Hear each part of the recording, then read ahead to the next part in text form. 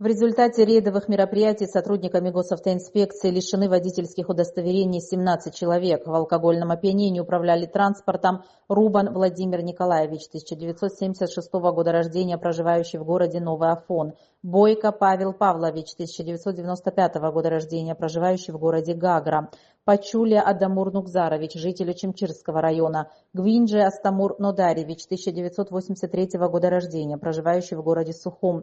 Марчадзе Руслан Анзорович, 1990 года рождения, житель Гудаутского района. Григорян Варужан Аршакович, 1991 года рождения, проживающий в городе Новый Афон.